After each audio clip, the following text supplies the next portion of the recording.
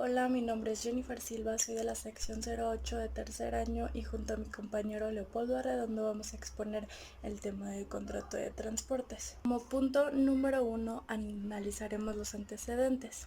Como sabemos, la historia del derecho mercantil está relacionada con el derecho del comercio, pues está dado origen a una nueva disciplina especial que corresponde al derecho mercantil como destacada rama del derecho privado como sustancia propia. Para hacer una breve relación del comercio y de la influencia con el derecho mercantil, tenemos que había la división de las tres etapas de la historia de la humanidad, que es la Edad Antigua, Edad Media y Edad Contemporánea. Como sabemos, en la Edad Antigua persistían las personas nómadas, los cuales trataban de establecer como medio de transporte animales para llevar cargas, pertenencias, propiedades para hacer más fáciles sus vidas. Después tenemos la Edad Media con esta nueva edad temporada.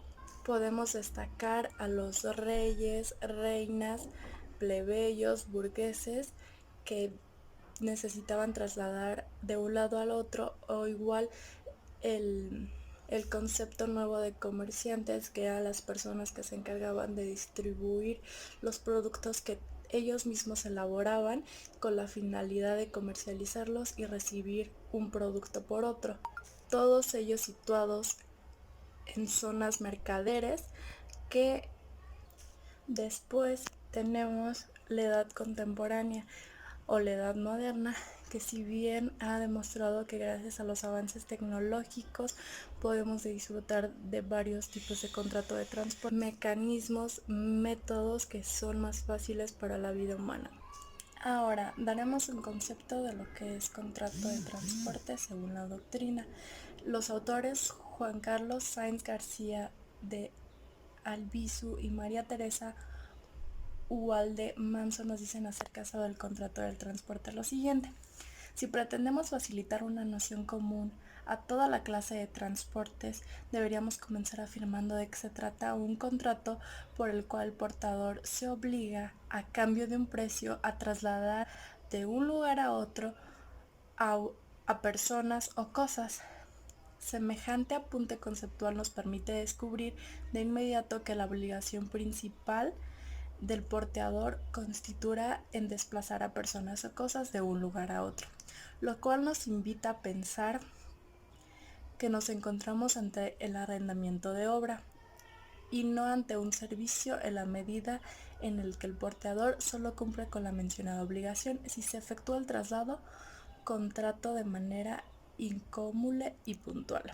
Por su parte, el autor Rafael de Pina y Vara nos dice: en virtud del contrato del transporte, una persona llamada porteador se obliga mediante una retribución o precio trasladar cosas o personas de un lugar a otro. El autor Javier Carrosca González nos dice que el contrato de transporte es aquel negocio jurídico indispensable para la consecución de la libre circulación de mercancías, libertad que está directamente vinculada con la satisfacción de objetos económicos presentes en la sociedad a todos los tiempos, muy particularmente en el tráfico comercial que tenemos en el siglo XXI.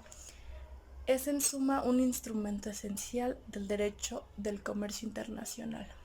Ahora nos trasladamos al Código de Comercio, el título 10 de los transportes por vías terrestres o fluviales. En su capítulo 1 del contrato mercantil del transporte terrestre, el artículo 576 nos dice que el contrato de terrestre por vías terrestres o fluviales de todo género se reputará fracción primera cuando tenga por objeto mercancías o cualesquiera efectos de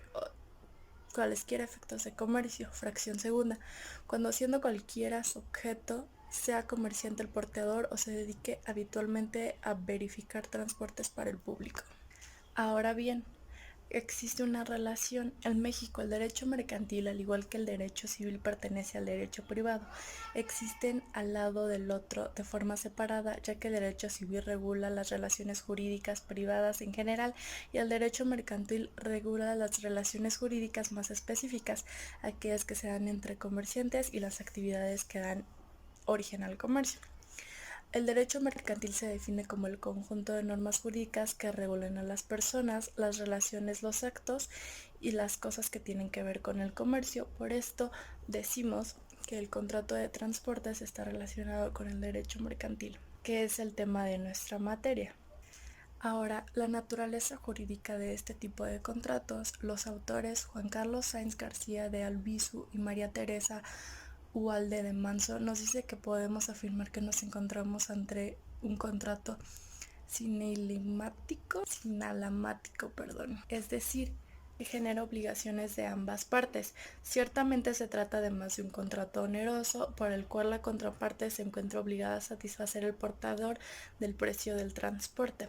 Salvo en supuestos que cada vez excepcionales, el contrato de transporte tiene un carácter consensual, lo que significa que perfecciona por simple consentimiento las partes sin que sea preciso a los efectos.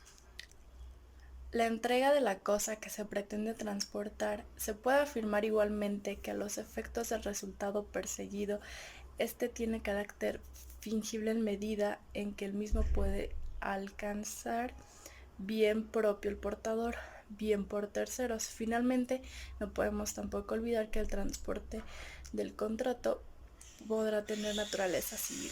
Ahora tenemos las clases de contrato. Como tipo de contrato tenemos el transporte terrestre, que se refiere al transporte de bienes y personas de un lugar al otro por medio de las carreteras. Aquí tenemos una subdivisión que es por carretera y el transporte ferroviario, que sabemos que el transporte por carretera compete a la Secretaría de Comunicaciones y Transportes a través de la Ley General de Transporte en México. Adicionalmente tenemos una ley reglamentaria del servicio ferroviario que en sus disposiciones generales del capítulo 1, en su artículo 1, nos dice que la presente ley es de orden público y de observancia en todo el territorio nacional y tiene por objeto regular la construcción, operación, explotación, conservación, mantenimiento y garantía de la interconexión de las vías férreas cuando sean vías generales de comunicación, así como procurar las condiciones de competencia al servicio público de transporte ferroviario en aquellas que opera los servicios auxiliares. El servicio ferroviario es una actividad económica prioritaria y corresponde al Estado ser rector de su desarrollo. Al ejercer sus funciones de rectoría, el Estado protegerá en todo momento la seguridad y la soberanía de la nación y promoverá el desarrollo del servicio ferroviario, condiciones que lo garanticen la libre competencia en sus diferentes modos de transporte y la eficiencia operativa en la prestación del servicio público del transporte ferroviario. Ahora bien, tenemos el transporte aéreo, que es el desplazamiento a través del aire de vehículos impulsados por propios motores con capacidad de planear. Estas aeronaves permiten trasladar pasajeros o cargas desde un lugar hacia otro, generalmente por distancias de varios kilómetros. Hay un reglamento de la Ley de Aviación Civil que en su artículo 1 nos dice que el presente ordenamiento tiene por objeto regular la Ley de Aviación Civil sin perjuicio de lo dispuesto con los tratados internacionales de los que los Estados Unidos mexicanos sean parte. En este reglamento está establecido cuáles son los ordenamientos que se entenderá, que básicamente es la comercialización, el cabotaje, reciprocidad real y efectiva. Todo esto estará a cargo de la Secretaría de Comunicaciones y Transportes. Después tenemos el transporte marítimo, que es la acción de llevar a personas o bienes, cargas sólidas, líquidas o gaseosas por el mar desde un punto geográfico a otro a bordo de un buque o navío.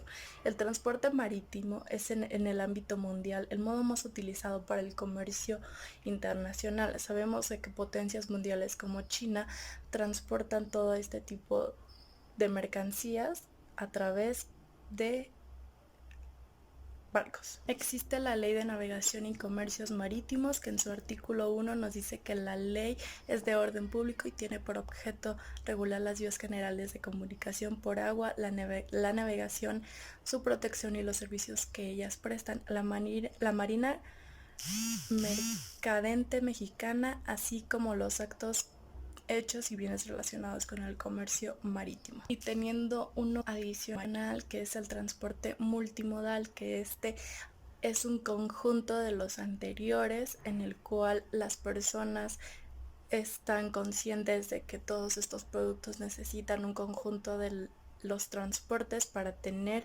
un fin más rápido y eficaz en operaciones de transbordo de personas y para las mercancías.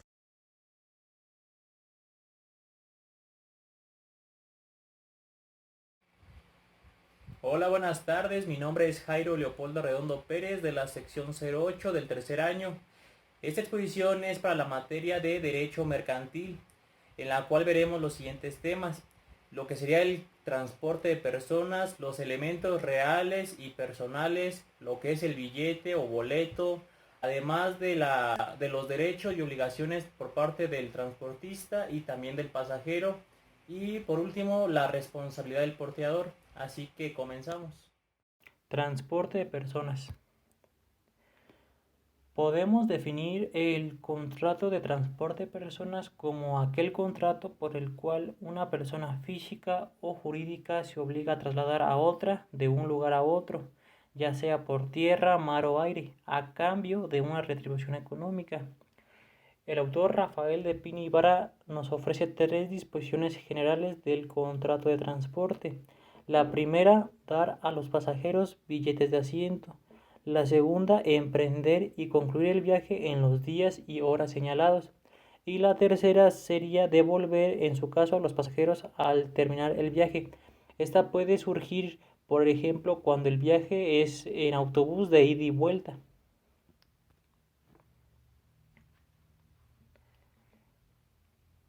Ahora, los elementos personales y reales de este tipo de contratos son los siguientes. Por el lado de personales encontramos al porteador, o también llamado transportista o barquero, que será aquel sujeto que asume la responsabilidad de realizar el transporte. Y por el elemento real encontramos el precio, que sería la contraprestación económica que recibe el porteador.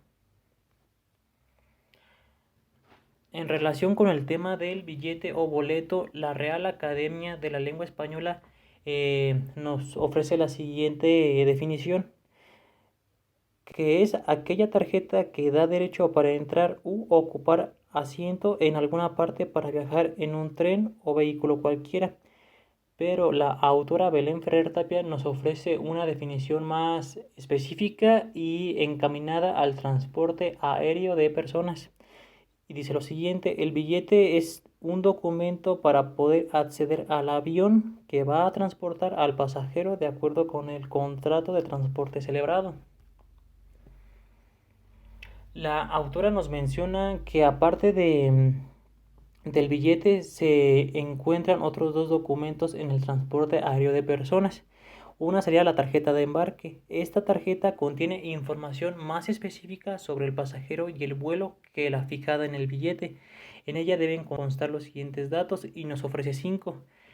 El primer dato sería el nombre del pasajero, el segundo el número de vuelo, el tercero la compañía aérea, el cuarto la hora y puerta de embarque y el quinto el asiento designado. Y aquí se muestra una imagen de cómo luce una tarjeta de embarque. Y por otro lado, el otro documento sería el talón de equipaje, que es un documento que la compañía aérea entrega al pasajero, en la cual se acredita la entrega del equipaje. Como podemos notar, consiste en una etiqueta que se adhiere al equipaje o en algunos casos se adhiere al billete del avión. Este tipo de contrato se presenta tres fases. La primera fase, que sería la preliminar, es cuando el futuro pasajero realiza la reserva de su vuelo. Tiene una determinada duración, por lo que si no se llega a confirmar la reservación, se cancela ese transporte. A lo que se refiere aquí es, por ejemplo, si tenemos o queremos un vuelo para el 20 de septiembre del 2020 y estamos a 15 de septiembre del 2020, obviamente tenemos que confirmar dicha reservación antes de que se cumpla la fecha del vuelo, porque si no corremos el riesgo de que se pierda ese lugar en el vuelo. Después está la fase de perfección, que sería cuando las partes expresan su voluntad y están de acuerdo para que dicho contrato sea válido y nacen las obligaciones para cada parte. Aquí se refiere a cuando ya las partes como pasajero y aerolínea ya están de acuerdo con las condiciones ya pactadas. Y por último, la fase de ejecución es cuando las partes cumplen con dichas obligaciones que han asumido.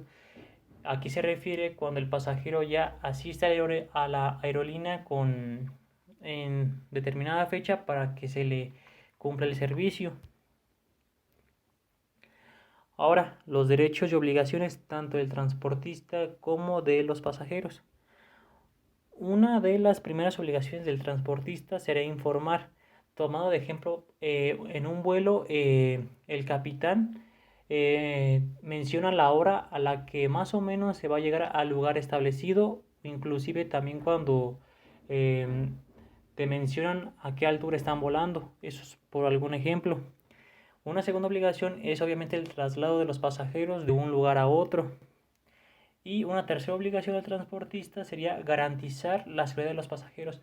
Por ejemplo, si el avión tiene avería en el motor o en la computadora del mismo avión, pues no son condiciones óptimas para realizar el viaje porque se pondría en riesgo la seguridad de los pasajeros. Y un derecho del transportista obviamente sería al cobro del porte del convenio.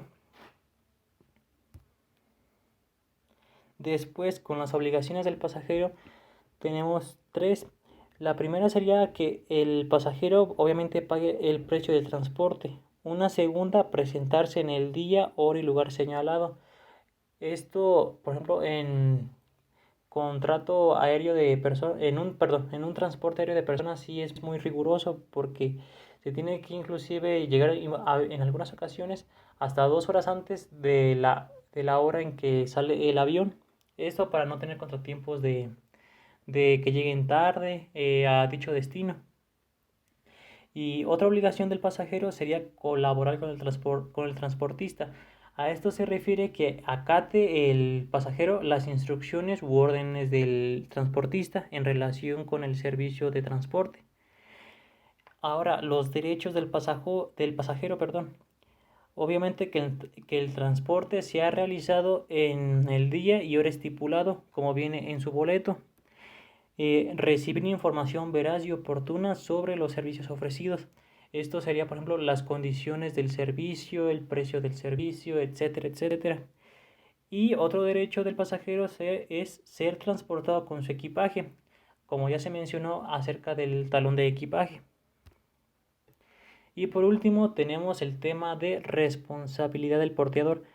Aquí se encuentran tres responsabilidades. La primera, obviamente, cumplir con la fecha de dicho transporte. La segunda, transportar a los pasajeros hasta el destino convenido. Es decir, no te van a dejar por ejemplo, en un vuelo van de aerolínea a aerolínea, entonces no te pueden dejar, no sé, en otro tipo de lugar.